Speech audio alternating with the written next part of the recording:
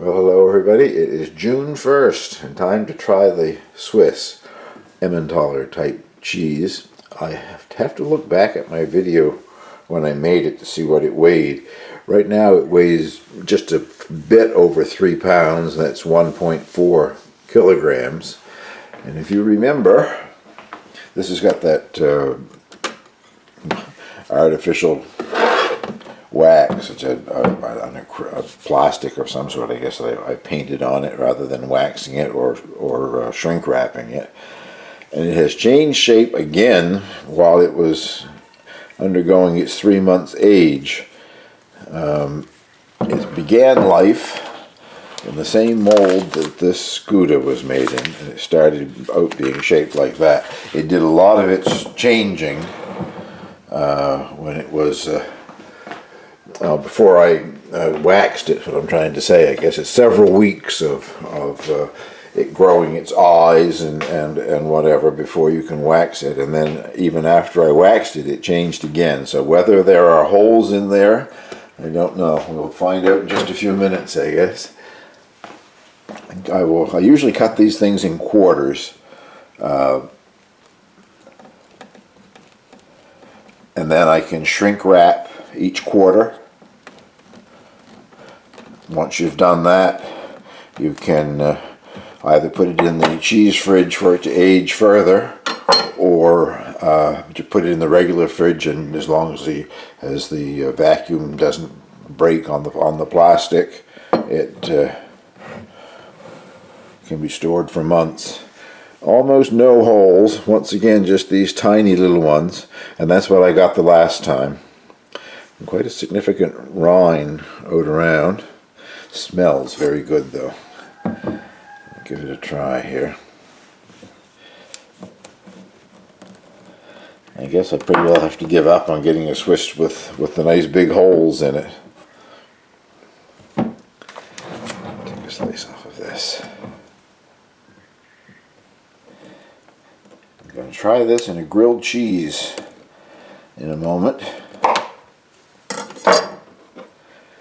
Now, I'm just curious as to how easily it doesn't really peel off, but I guess it could be cut off quite easily. It's a synthetic product. Well, I wouldn't want to eat it if it was wax, but I don't think you would want to eat it. Oh yeah, it has a lovely smell to it.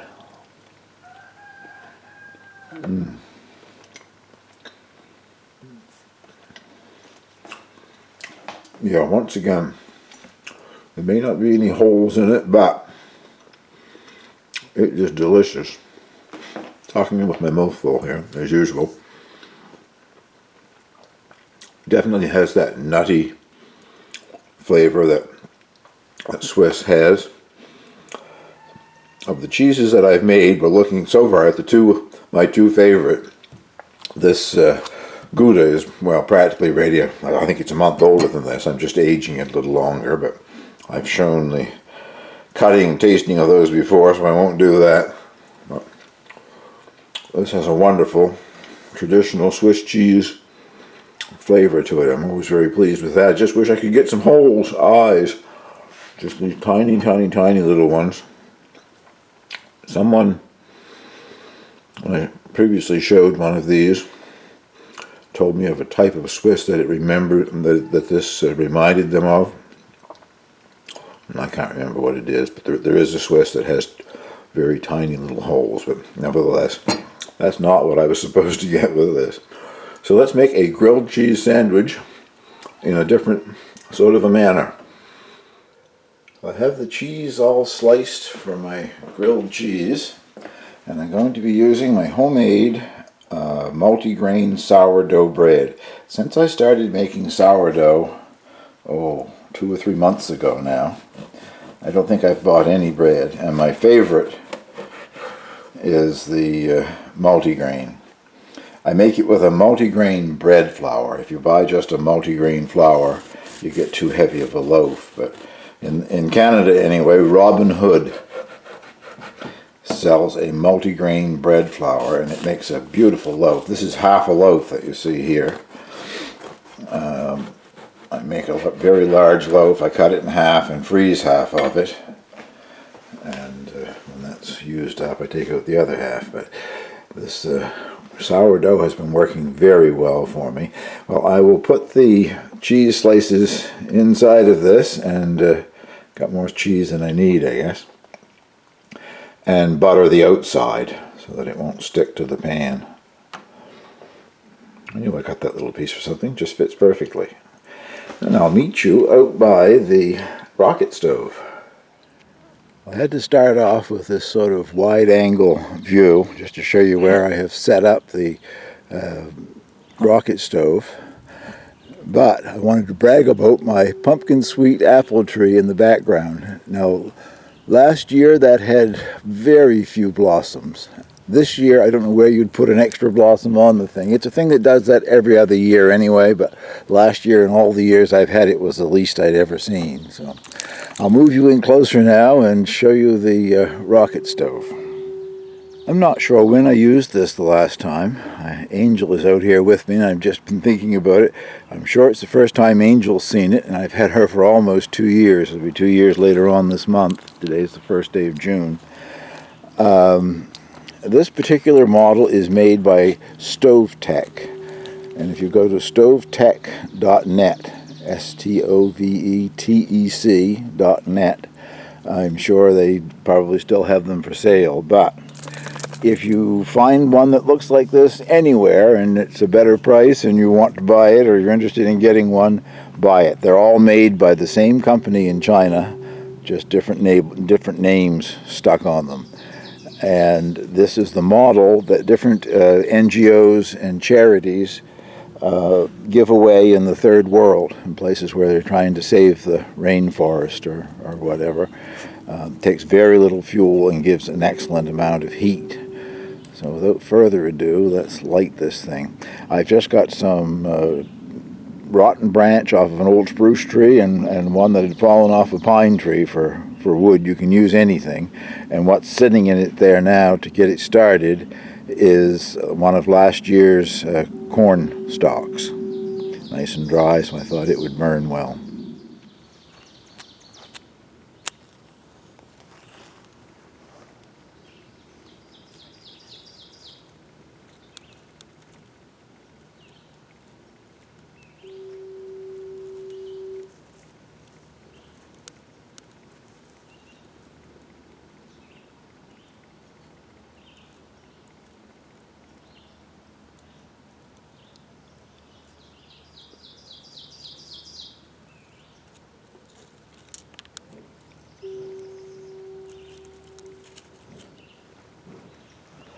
The table that it's sitting on is an old plastic table. I think at one time it was, I'm not sure, blue or red or something. I painted it green. Hasn't been out of the basement in years, but it's plastic, so I put that piece of plywood under it to try to prevent it from melting down while I'm trying to do my grilled cheese sandwich here. Okay, just start adding some smaller pieces of wood. Once it gets drawing, wow, it's just amazing how well it works.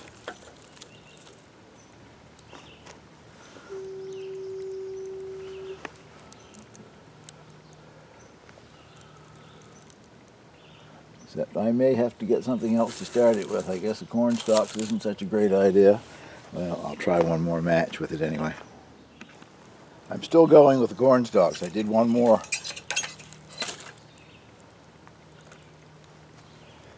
match and got it burning a little bit better. I think we might be starting to get a fire there.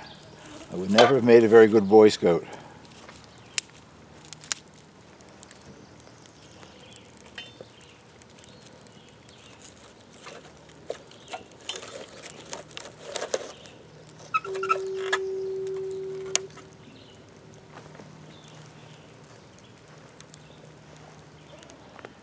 The fire's burning back in where it's supposed to burn now. It was burning outside there for a minute, but it is starting to take off. There, you can see the rocket effect or not, but it's doing it now. I guess the camera wasn't on it, right? But see the flames coming up out of there. I haven't brought out my sandwich to grill yet because I didn't want black flies and mosquitoes and whatever to get all over it, but I will go get that now and we'll have a grilled cheese sandwich for lunch. My largest cast iron pan on the fire. You just keep pushing in the pieces of wood as they burn. When the end burns off them, you shove them further into the fire.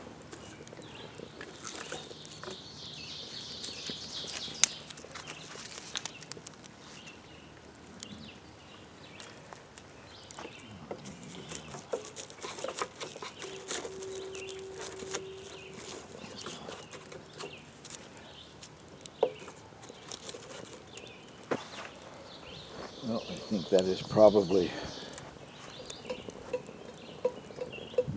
it's getting there, but I wouldn't say it's quite hot enough yet. Not putting any oil or butter or anything in the pan because I've already buttered the outside of the slices of bread.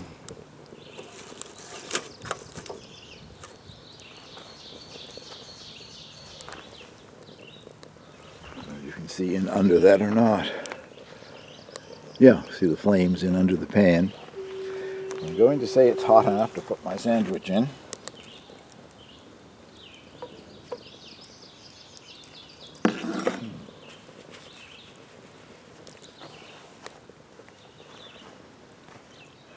And I'll bring you back when I turn the sandwich for the first time. I don't think it's been there long enough to brown, but I'm going to turn it anyway because I have a press, a weight that goes on. That's partly why I sliced the bread as thickly as I did. It's sizzling there now. This came with the frying pan. It's a Lodge cast iron frying pan. I suppose you could use it if you were frying, I don't know, hamburgers or something, but as you probably know, I'm a vegetarian. It works very well on a grilled cheese sandwich. Holds it down, compresses it some. Another great thing about the rocket stove is it produces very little smoke. It burns so efficiently that there's hardly any smoke at all that comes out of the thing. So, now that I've got it out, maybe I'll use it more this summer, I guess. Well, I'll show you the finished product in just a few minutes' time. Well, that's more like it. Just turned it again. Getting quite toasty on this side. Just another minute or two on the other side and it will be ready to remove from the pan. I'm going to call my grilled cheese done. It smells delicious. Still sizzling in the plate. I kept trying to remember the name of what someone called the Swiss cheese that has the small holes, and it might be Alpenweiss, something like that. Alpenweiss or Weiss. But anyway, it wasn't what I was trying to make. I was trying to make an Emmentaler and I didn't get one with holes. So we'll just move on. I'll just give up on having holes in my Swiss cheese, I guess. Oh yeah, it's melted nicely. As you can see that. Now I'm burning my mouth trying to take a bite out of it. But oh my. That is so good. The cheese is delicious. The sourdough bread has a nice crispy surface on both sides. A wonderful lunch. It only took 3 months to make that cheese for lunch. I'll have many more uses for it. Well, I will get this uploaded. The taste testing of the Swiss and using the rocket stove to do a grilled cheese sandwich. Thank you very much for watching.